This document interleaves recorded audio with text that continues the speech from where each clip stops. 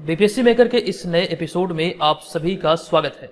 आज है 30 मई 2022 और आज के इस वीडियो में 30 मई 2022 से संबंधित बिहार करंट अफेयर्स और साथ ही राष्ट्रीय और अंतर्राष्ट्रीय घटनाओं से करंट अफेयर्स के जितने भी प्रश्न बनेंगे संबंधित सारी जानकारी आपको विस्तार पूर्वक दिया जाएगा। इस वीडियो का जो हमारा मेन टॉपिक होगा, जिस विषय पर यहाँ पर हम लोग चर्चा करेंगे, उनमें से महत्वपूर्ण चीज़ों को हमने यहाँ पर ऐड किया। एक माध्यम होगा यहाँ पर आपको जानने का कि इस वीडियो के तहत हम लोग क्या क्या चीज़ों को देखने वाले हैं, प्रश्न आपके किन किन क्षेत्रों से कहाँ से होंगे।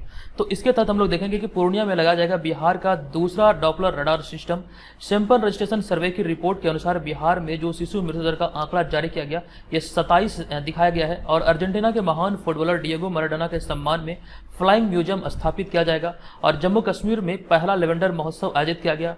और साथ ही बिना ऑक्सीजन सपोर्ट के माउंट एवरेस्ट फतह करने वाली पहली भारतीय महिला बनी है पियाली बसाक। पश्चिम बंगाल को शिक्षा के क्षेत्र में स्कॉच अवार्ड प्रदान किया गया। ओडिशा में शुरू हुआ भारत का पहला ओलंपिक वैल्यू एजुकेशन प्रोग्राम। साथ ही कट्टुपल्ली चेन्नई में भारतीय नौसेना का संरक्षण पोत निदेशक अभी हाल ही में लॉन्च हुआ।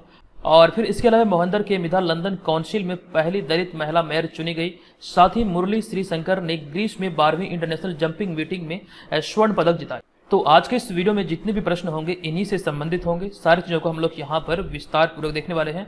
पूरे वीडियो को आपको यहाँ पर ध्यानपूर्वक देखना है। हालांकि वीडियो स्टार्ट करने से पहले हम चलेंगे पिछले वीडियो के प्रश्न पे, जो प्रश्न हमने आपको पिछले वीडियो में पूछा था। ये प्रश्न था कि निम्नलिखित में से कौन सा राज्य ई भंडारण को क्रियान्वित करने वाला भारत का पहला राज्य बन गया है। कंप्लीट जानकारी यहाँ से हमने आपको दिया था और आपको बतलाया था ई भंडारण को क्रियान्वित करने वाला भारत का पहला राज्य बना है बिहार, अर्थात ऑप्शन नंबर सी यहाँ पर इस प्रश्न का हमारा राइट आंसर होगा। एक जानकारी और भी मैंने आपको दिया था इस प्रश्न के बारे में, जब मैं आपको बता रहा था कि जो कह सकते एथेनॉल नीति को जो लागू किया है, तो ऐसी प्रणाली को लागू करने वाला भारत का पहला राज्य है बिहार राज्य। ये भी जानकारी यहाँ से आपको ध्यान रखना है। अब यहाँ पर पहले प्रश्न पे जाने से पहले आपको बता दूं कि 22 मई 2022 को बीपीएससी मेकर ऐप पर एक ऑफर आया था जो कि 30 मई 2022 तक वैध था, यानी कि इसकी जो वैलिडिटी थी ये 30 मई 2022 को मध्य रात्रि तक थी। जो लोग 67वीं बीपीएससी एग्जाम की तैयारी में लगे हैं, इस ऑफर का लाभ उठाकर इन सारी चीज़ों को बीपीएससी मेकर ऐप के थ्रू प्राप्त कर सकते हैं। इसमें सारे के सारे करंट अफेयर्स होंगे जो आप इस सीरीज के तहत देखते हैं। 50 फुल लेंथ प्रैक्टिस पेपर होगा जो कि बीपीएससी एग्जाम को देखते हुए डिजाइन किया गया है।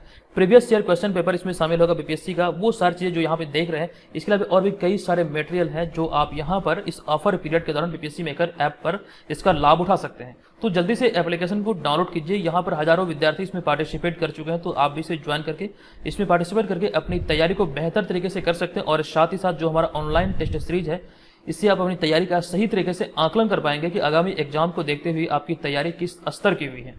यहाँ से अपनी तैयारी को एकदम से एग्जाम की पॉइंट ऑफ व्यू से सुनिश्चित कर पाएंगे कि आपका एग्जाम में सिलेक्शन होगा या फिर नहीं। अब यहाँ पर हम आ चुके हैं आज के इस वीडियो के पहले प्रश्न पे। आज के इस वीडियो का हमारा पहला प्रश्न है कि हाल ही में बिहार के किस जिले में राज्य का दूसरा डॉपलर रडार लगाए जाने की घोषणा की गई है।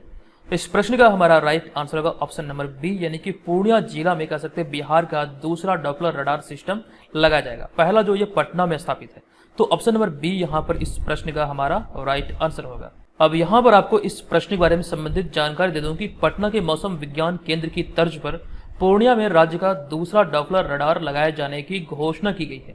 इस लाइन से आप यहाँ पर समझ रहे हैं कि बिहार का जो पहला डॉपलर रडार सिस्टम स्थापित है, ये राजधानी पटना में स्थापित है, ये जाने का। जबकि दूसरा जो स्थापित होगा, ये घोषणा भी हुई है, ये पूर्णिया में स्थापित किया जाएगा। और इसे सीमांचल सहित राज्य में मौसम संबंधी गतिविधियों को लेकर सटीक जानकारी दी जाएगी।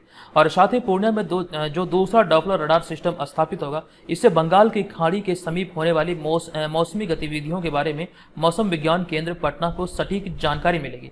और रडार स्थापित होने से चक्रवाती तूफान और बारिश की गतिविधियों की जानकारी सही समय पर मिलती रहेगी। इससे ये होगा कि बिहार के क्षेत्र में या फिर बिहार वासियों के लिए एक बहुत बड़ी उपलब्धि होगी कि मौसम संबंधी जितने भी घटनाएं होती हैं, चक्रवाती तूफान, बारिश, वो सारी जानकारी यहाँ पर कि पूर्णिया जो स्थापित होगा, इससे ये संबंधित जानकारी मिलती रहेगी, जो कि यहाँ पर एक बहुत बड़ा अच्छा कदम है बिहार सरकार या फिर भारत सरकार का, जिसके माध्यम से यहाँ पर ये सारी बातें निकलकर सामने आई है। तो संबंधित जानकारी यहाँ से जाने के बंगाल की खाड़ी से जो कह सकते हैं चक्रवाती तूफान उठता है या फिर जो बारिश की आशंकाएं होती है, वो सटीक जानकारी यहाँ से मिल सकेगा।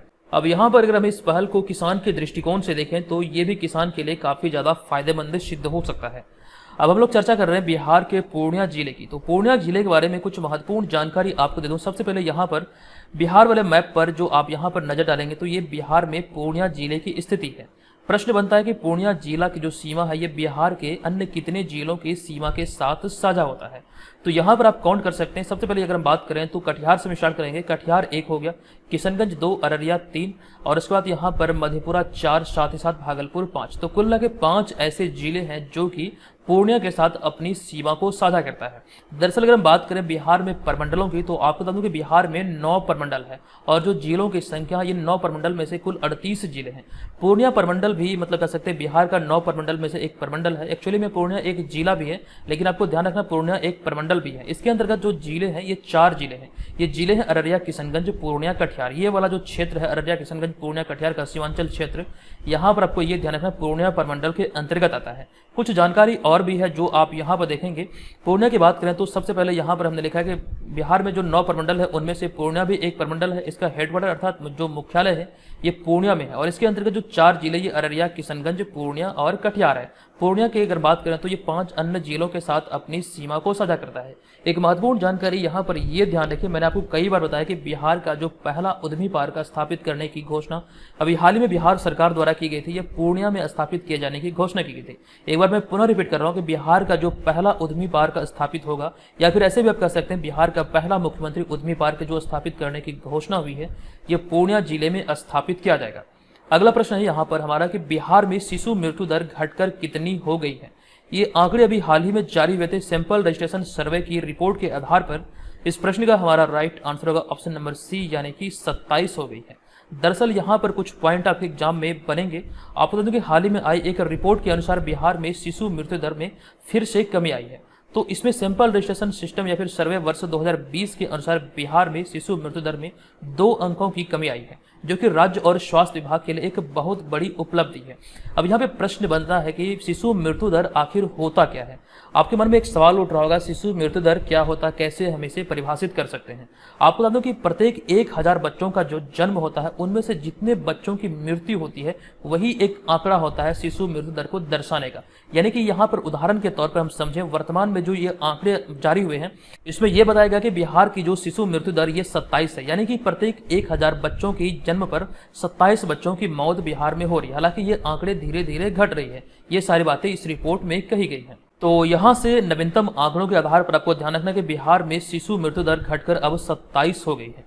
वहीं पर अगर हम राष्ट्रीय स्तर पर देखें, यानी कि भारत स्तर पर, तो वहीं पे भारत में यह दर घटकर 28 हो गई। पूरे भारत की यहाँ पर ओवरऑल हम बात कर रहे हैं तो पूरे भारत में देखा जाए तो ये 28 है। प्रत्येक 1000 बच्चों की जन्म पर 28 बच्चों की मौत हो रही है। वहीं भी बिहार की बात हम करें तो इसमें 1 अंक बिहार पीछे है। तो ये बिहार के लिए एक बहुत बड़ी उपलब्धि की तरह आप देख सकते हैं। हालांकि ये आंकड़े में और भी सुधार किया जा सकता है। और वर्तमान में अगर हम बात करें बिहार के स्वास्थ्य मंत्री की, तो वर्तमान बिहार के स्वास्थ्य मंत्री है मंगल पांडे। तो इन सारी चीज़ों को आपको यहाँ पर इसी प्रकार से याद रखना है। संबंधित जानकारी आपके एग्जाम में पूछे जा सकते हैं। अब यहाँ पे हमारा अगला है तीसरा प्रश्न। ये प्रश्न है कि हाल ही में बढ़ता बिहार उद्यमियों के लिए किस एजेंसी ने राज्य के एमएसएमई को सहायता प्रदान की है। तो 2 संस्था के द्वारा भी हाल ही में ये सहायता प्रदान किया गया है। दरअसल यहाँ पे अगर हम राइट आंसर की बात करें तो राइट आंसर होगा हमारा ऑप्शन नंबर ई, यानी कि इनमें से कोई नहीं उपयुक्त में से एक से अधिक। ये वाला सेक्शन यहाँ पे सही होगा। और इसके तहत अगर हम बात करें तो नाबार्ड और सिडबी के द्वारा भी हाल ही में ये सहायता प्रदान किया गया है। वो विस्तृत जानकारी हमने यहाँ पर साइड में लिखा है। आपको बता दूं कि हाल ही में बढ़ता बिहार उद्यमियों के लिए नाबार्ड और सिडबी ने राज्य के एमएसएमई को सहायता प्रदान की है। इसके तहत नाबार्ड ने 9,836 करोड़ रुपए की सहायता प्रदान की है। वहीं पर अगर बात करें सिडबी की, तो सिडबी ने 2400 करोड़ रुपए की सहायता राशि प्रदान की है।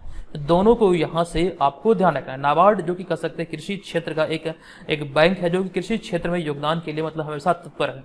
तो ये सारी जानकारी यहाँ से आपको ध्यान रखना है। अगला होगा यहाँ पर हमारा चौथा प्रश्न। यह भी बहुत महत्वपूर्ण है। यह प्रश्न है कि हाल ही में किस महान फुटबॉलर के सम्मान में एक फ्लाइंग म्यूजियम स्थापित किए जाने की घोषणा की गई है। इस महान फुटबॉलर का नाम है, आपको ध्यान रखना है, डिएगो माराडोना, जो कि अर्जेंटीना के थे। अभी हाल ही में इनका निधन हुआ था। आपको इस प्रश्न के बारे में जानकारी दे दूं कि इस साल के आखिर में फुटबॉल वर्ल्ड कप अर्थात फीफा वर्ल्ड कप 2022 खेला जाएगा या फिर आयोजित होगा। और इससे पहले अर्जेंटीना के महान फुटबॉलर डिएगो माराडोना के सम्मान में एक खास उड़ता हुआ म्यूजियम यानी कि फ्लाइंग म्यूजियम बनाया गया है। और ये एक तरह का प्लेन है जिसे कि माराडोना की तस्वीरों से सजाया गया। आप यहाँ पर इसे इस इमेज में भी देख सकते हैं। इसे नाम दिया गया फ्लाइंग म्यूजियम, जो कि आपको ये ध्यान रखना है ये किनके सम्मान में है, तो अर्जेंटीना के एक फुटबॉलर थे, महान फुटबॉलर, जिनका नाम था डिएगो मैराडोना। ये आपको यहाँ से ध्यान रखना है। अगर बात करें डिएगो मैराडोना की, अभी मैंने बताया कि ये अर्जेंटीना के एक महान फुटबॉलर थे और वर्ष 2020 में 60 साल की उम्र में मस्तिष्क की सर्जरी के बाद दिल का दौरा पड़ने से उनका निधन हो गया था। तो यहाँ से जो संबंधित प्रश्न बनेंगे, उनका निधन कब हुआ, वे किस देश के रहने वाले थे, ये तमाम चीजें आपके एग्जाम में पूछे जा सकते हैं। अगला होगा हमारा 5वां प्रश्न। ये प्रश्न के हाल ही में भारत के पहले लेवेंडर महोत्सव का उद्घाटन किसने किया है? तो केंद्रीय मंत्री डॉक्टर जितेंद्र सिंह के द्वारा भी हाल ही में ये भारत के पहले लेवेंडर महोत्सव का उद्घाटन जम्मू कश्मीर में किया गया। आप यहाँ पर लेवेंडर की खेती को इस इमेज में देख सकते हैं। संबंधित जानकारी आपको दे दूं कि केंद्रीय विज्ञान और प्रौद्योगिकी राज्य मंत्री डॉक्टर जितेंद्र सिंह ने जम्मू कश्मीर के भद्रवाह में देश के पहले लेवेंडर महोत्सव का उद्घाटन किया और यह महोत्सव 2 दिनों तक चला जाएगा, यानी कि यह महोत्सव 2 दिवसीय है। अब यहाँ पे बात करें हम लेवेंडर की, तो लेवेंडर की जो खेती होती है, ये लेवेंडर आखिर होता क्या है? तो लेवेंडर की बात करें तो यह एक औषधीय या फिर जड़ी बूटी वाला पौधा होता है। इसके फूल और तेल का इस्तेमाल दवा बनाने में किया जाता है, जिससे कि बेचैनी, अनिद्रा, घबराहट और डिप्रेशन के इलाज में इसका इस्तेमाल किया जाता है। तो यहाँ से आपको ध्यान रखना, ये लेवेंडर महोत्सव जो आयोजित हुआ, ये पहली बार आयोजित हुआ है जम्मू कश्मीर में। ठीक है, जम्मू कश्मीर के भद्रवाह में देश के पहले लेवेंडर महोत्सव आयोजित हुआ। इसका उद्घाटन अभी हाल ही में केंद्रीय विज्ञान और प्रौद्योगिकी राज्य मंत्री डॉक्टर जितेंद्र सिंह के द्वारा किया गया था। इतनी सारी संबंधित चीजें आपको नोट करना है। अगर आप नोट नहीं कर सकते, बीपीएससी में अगर ऐप पर ये तमाम सुविधाएं उपलब्ध है, वहां पर आप डेली बेसिस पर नोट प्राप्त कर सकते हैं। अभी एक ऑफर भी चल रहा है, तो ऑफर का लाभ उठा के इसे जरूर ज्वाइन कीजिए, इससे आपकी तैयारी और से बेहतर होगी। हम आज के इस वीडियो के 6ठे प्रश्न पे, 6ठा प्रश्न है कि हाल ही में बिना ऑक्सीजन सपोर्ट के माउंट एवरेस्ट फतह करने वाली पहली भारतीय महिला कौन बनी है? मोस्ट इंपॉर्टेंट है। इस प्रश्न का हमारा राइट आंसर होगा ऑप्शन नंबर सी, यानी कि प्याली बसाक।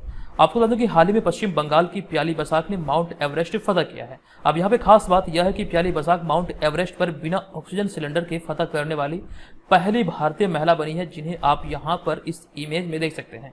तो ये संबंधित जो पॉइंट है आपको ध्यान रखना है, पहली बार बिना ऑक्सीजन सपोर्ट के ये कह सकते हैं एवरेस्ट पर चढ़ने वाली पहली भारतीय महिला बनी है। हालांकि एक कंडीशन यहाँ पर ये आपको ध्यान रखना है, उन्हें ये कामयाबी दूसरे प्रयास में मिली थी। पहली बार इन्हें इसमें असफलता मिली थी, लेकिन दूसरी बार यहाँ पर ये बिना ऑक्सीजन सपोर्ट के माउंट एवरेस्ट पर चढ़ने में सफल रहे। अगले पॉइंट में हमने यहाँ पर कामी रीता शेरपा की चर्चा की है। कई बार हमने देखा कि यहाँ से आपके एग्जाम में प्रश्न बने हैं। आपको बता दूं कि हाल ही में नेपाल की 52 वर्षीय कामी रीता शेरपा ने माउंट एवरेस्ट पर 26 बार चढ़ाई कर अपना 25 बार का रिकॉर्ड तोड़ दिया है। उन्होंने 1994 में पहली बार माउंट एवरेस्ट पर चढ़ाई किया था। अमूमन देखा जाता है कि प्रत्येक वर्ष ये माउंट एवरेस्ट की चढ़ाई कर जाती है। ऐसे में एक रिकॉर्ड स्थापित किया इन्होंने, अपना ही रिकॉर्ड को तोड़ते हुए 26 बार ये माउंट एवरेस्ट की फतह कर चुकी है। ये नेपाल की है और ये इनका नाम आप ध्यान रखिए, 52 वर्षीय कामी रीता शेरपा इनका नाम है। ठीक है, अगला होगा हमारा 7वां प्रश्न। ये प्रश्न के हाल ही में किस राज्य को शिक्षा के क्षेत्र में स्कॉच अवार्ड प्रदान किया गया? इस प्रश्न का हमारा राइट आंसर होगा ऑप्शन नंबर सी, यानी कि पश्चिम बंगाल। आपको बता दूं कि हाल ही में पश्चिम बंगाल को प्रतिष्ठित star of governance Skoch award in education प्रदान किया गया है। 2003 में स्थापित स्कॉच अवार्ड का उद्देश्य भारत को एक बेहतर राष्ट्र बनाने के लिए अतिरिक्त प्रयास करने वाले लोगों, परियोजनाओं और संस्थानों को मान्यता देना है। इसी कड़ी में भी हाल ही में शिक्षा के क्षेत्र में स्कॉच अवार्ड प्रदान किया गया है पश्चिम बंगाल को। पश्चिम बंगाल की बात आई है तो 1-2 पॉइंट हम यहाँ पे आपको बताने वाले हैं, जो कि बहुत इंपॉर्टेंट होंगे और एक करंट अफेयर्स वाले श्रेणी के अंतर्गत के प्रश्न होंगे। आपको बता दूं कि हाल ही में पश्चिम बंगाल के प्रोफेसर श्रीपति टूडू ने भारत में पहली बार संविधान का ओल चिकी लिपि में अनुवाद किया था। ये जानकारी यहाँ से ध्यान रखिए। और कल वाले वीडियो में हमने एक आपको प्रश्न बताया था कि पश्चिम बंगाल में अभी हाल ही में एक घोषणा हुई है कि पश्चिम बंगाल में जितने भी विश्वविद्यालय हैं, सभी के जो चांसलर होंगे अब राज्यपाल के बजाय वहाँ के मुख्यमंत्री को बनाया जाएगा। वैसी ही बातें यहाँ पर बिहार के दृष्टिकोण से भी हमने आपके साथ साझा किया था कि बिहार में अब जितने भी यूनिवर्सिटी बन रहे हैं, उनमें से अगर हम बात करें तो मुख्यमंत्री बिहार में अब नए यूनिवर्सिटी के कुलाधिपति या फिर चांसलर होंगे। ये जानकारी कल वाले वीडियो में हमने आपके साथ साझा किया था। अगला होगा यहाँ पर हमारा 8वां प्रश्न। ये प्रश्न है कि हाल ही में किस राज्य में भारत का पहला ओलंपिक वैल्यू एजुकेशन प्रोग्राम शुरू किया गया है? अति महत्वपूर्ण है। इस प्रश्न का हमारा राइट आंसर होगा ऑप्शन नंबर ए, यानी कि उड़ीसा। आपको बता दूं कि अंतर्राष्ट्रीय ओलंपिक समिति द्वारा भारत का पहला Olympic value education program Orissa में शुरू किया गया है। इसे आधिकारिक तौर पर उड़ीसा के मुख्यमंत्री नवीन पटनायक द्वारा शुरू किया गया। ये भी ध्यान रखिए किसके द्वारा शुरू किया गया, आधिकारिक तौर पर उड़ीसा के वर्तमान मुख्यमंत्री नवीन पटनायक के द्वारा इसे शुरू किया गया। इसके पहले चरण में 2 स्मार्ट शहरों जिनमें कि भुवनेश्वर और राउरकेला में 90 स्कूलों में इसे लागू किया जाएगा।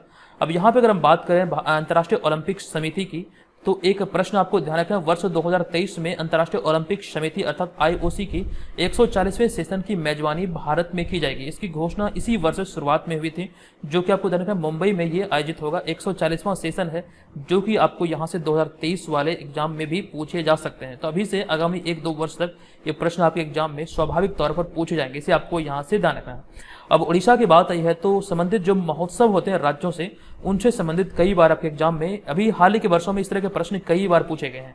संबंधित महोत्सव जो राज्य से होते हैं कई बार एग्जाम में पूछे गए हैं। तो बेता वंदना जो महोत्सव है ये उड़ीसा में मनाया जाता है, ये उड़ीसा से ही संबंधित है, ये यहाँ से आप ध्यान रखिए। अगला होगा हमारा 9वां प्रश्न। ये प्रश्न के हाल ही में किस भारतीय नौसेना सर्वेक्षण पोत को लॉन्च किया गया है। अभी हाल ही में जिस भारतीय नौसेना सर्वेक्षण पोत को लॉन्च किया गया है, इसका नाम है निदेशक, अर्थात ऑप्शन नंबर ए यहाँ पर इसका राइट आंसर होगा। आपको इस प्रश्न के बारे में बता दूं कि 26 मई 2022 को चेन्नई के पास कट्टुपल्ली में भारतीय नौसेना का एक सर्वेक्षण पोत निदेशक लॉन्च किया गया। इसका नाम यहाँ से देखिए, इसका नाम है निदेशक। आपको बता दूं कि इसके अतिरिक्त हाल ही में भारतीय नौसेना के 2 फ्रंटलाइन युद्धपोत सूरत और उदयगिरी को भी 17 मई को रक्षा मंत्री राजनाथ सिंह द्वारा लॉन्च किया गया था। ये डिटेल जानकारी हमने आपको दिया था। ये जो 2 युद्धपोत अभी हाल ही में लॉन्च किया गया, सूरत और उदयगिरी, कंप्लीट जानकारी यहाँ से आपको प्रीवियस वीडियो में हमने दिया था। अगला पॉइंट यहाँ पे हमने भारतीय नौसेना संबंधित लिखा है कि हर वर्ष भारतीय नौसेना दिवस 4 दिसंबर को मनाया जाता है और वर्तमान में नौसेना अध्यक्ष एडमिरल आर हरी कुमार है। ये दोनों इंपॉर्टेंट है एग्जाम की पॉइंट ऑफ व्यू से। अगला होगा हमारा 10वां प्रश्न। ये प्रश्न की हाल ही में लंदन काउंसिल में पहली दलित महिला मेयर कौन चुनी गई है। राइट आंसर होगा मोहिंदर के मिधा, अर्थात ऑप्शन नंबर सी यहाँ पर इस प्रश्न का राइट आंसर होगा। आप यहाँ पे मोहिंदर के मिधा को इस इमेज में भी देख सकते हैं। आप बता दें कि यूनाइटेड किंगडम में भारतीय मूल की राजनेता मोहिंदर के मिधा स्थानीय लंदन काउंसिल में पहली दलित महिला मेयर बन गई है। उन्हें वर्ष 2022-23 के कार्यकाल के लिए चुना गया है। अगर हम बात करें यहाँ पर लंदन की या फिर ब्रिटेन की, तो इनसे संबंधित एक पॉइंट हमने यहाँ पर ये ऐड किया है कि नवंबर 2021 में ब्रिटेन के वित्त मंत्री ऋषि सुनक ने भारत के राष्ट्रपिता महात्मा गांधी के जीवन और विरासत को रेखांकित करते हुए 5 पाउंड का एक स्मारक सिक्का जारी किया था। ये बहुत महत्वपूर्ण था, ये जानकारी ध्यान रखिए। वर्ष 2021 में नवंबर में ये जारी किया गया था 5 पाउंड का एक स्मारक सिक्का महात्मा गांधी के जीवन और विरासत को रेखांकित करते हुए। यूनाइटेड किंगडम की बात यह है तो इसकी राजधानी लंदन है और यहाँ के जो प्रधानमंत्री वर्तमान में ये बोरिस जॉनसन है। अगला होगा 11वां प्रश्न। ये प्रश्न के हाल ही में भारत के किस लॉन्ग जंपर ने ग्रीस में आयोजित 12वीं इंटरनेशनल जंपिंग मीटिंग में 8.31 मीटर के प्रयास से स्वर्ण पदक अपने नाम किया है। तो इनका नाम यहाँ पर आपको ध्यान रखना है, मुरली श्रीशंकर इनका नाम है, जो कि केरल के रहने वाले हैं। आपको विस्तृत जानकारी दे दूं कि भारत के दिग्गज लॉन्ग जंपर मुरली श्रीशंकर ने 26 मई 2022 को ग्रीस में 12वीं इंटरनेशनल जंपिंग मीटिंग में 8.31 मीटर के प्रयास से स्वर्ण पदक जीता है और लॉन्ग जंपर मुरली श्रीशंकर केरल के रहने वाले हैं। आप यहाँ पर इनको इस इमेज में भी देख सकते हैं। अब यहाँ पर अगर हम बात करें दूसरे और तीसरे स्थान की, यानी कि रजत पदक और कांस्य पदक विजेता की, तो अगले पॉइंट में हमने इसकी चर्चा की है कि स्वीडन के थोबियास मोंटलर और फ्रांस की जुल्स पोमेरी ने क्रमशः 8.27 मीटर के साथ रजत और 8.17 मीटर के साथ कांस्य पदक जीता है। तो यहाँ से दोनों का आपको ध्यान रखना है। भारत के यहाँ पर मुरली श्रीशंकर ने स्वर्ण पदक अपने नाम किया, जबकि स्वीडन के थोबियास मोंटलर ने रजत पदक और फ्रांस के जुल्स पोमेरी ने कांस्य पदक अपने नाम किया। तीनों को यहाँ से नोट कर लीजिए। अगला होगा हमारा 12वां प्रश्न। ये प्रश्न के हाल में किन्हें अचीवर्स ऑफ बेंगलुरु पुरस्कार प्रदान किया गया है। इस प्रश्न का हमारा राइट आंसर होगा डॉक्टर विश्व करियप्पा, अर्थात ऑप्शन नंबर डी यहाँ पर इस प्रश्न का राइट आंसर होगा। आपको बता दूं कि सैन ग्रुप ऑफ कंपनीज के प्रबंधक निदेशक डॉक्टर विश्व करियप्पा बीएस को मई 2022 में बेंगलुरु में आयोजित एक समारोह में अचीवर्स ऑफ बेंगलुरु पुरस्कार प्रदान किया गया। और सैन ग्रुप की अगर बात करें तो यह कर्नाटक में स्थित एक संपत्ति प्रबंधन कंपनी है, जिसके अभी हाल ही में प्रबंध निदेशक डॉक्टर विश्व करियप्पा को इस अवार्ड से यानी कि अचीवर्स ऑफ बेंगलुरु पुरस्कार से सम्मानित किया गया है। तो यहाँ पर हमने 12 महत्वपूर्ण प्रश्नों का संग्रह को देखा। ये वीडियो आपको कैसा लगा कृपया आप लोग कमेंट करके जरूर बताइएगा। और यहाँ पर बात करें आज के इस वीडियो के प्रश्न पे। आज के इस वीडियो का हमारा प्रश्न है कि हाल ही में बिहार की किस स्टेशन को ग्रीन स्टेशन की रेटिंग में गोल्ड रेटिंग देकर सम्मानित किया गया है। संबंधित सारी जानकारी यहाँ से हमने आपको दिया है। बताइए इस प्रश्न का राइट आंसर क्या होगा। और जो लोग बिहार में आयोजित होने वाले किसी भी प्रतियोगी परीक्षा की तैयारी में लगे हैं तो इस वाले पीडीएफ आप लोग जरूर डाउनलोड कीजिए। इसमें वर्ष 2021 की सारे बिहार स्पेशल करंट अफेयर्स का प्रश्नों का संग्रह है। 1000 से अधिक प्रश्न यहाँ पर आपको विथ एक्सप्लेनेशन देखने को मिलेगा और ये बिहार के प्रतियोगी परीक्षा के लिए समान रूप से सभी प्रतियोगी परीक्षा के लिए उपयोगी है। तो दोस्तों आज की इस वीडियो में इतना ही। मिलेंगे नेक्स्ट वीडियो में, तब तक के लिए धन्यवाद। जय हिंद।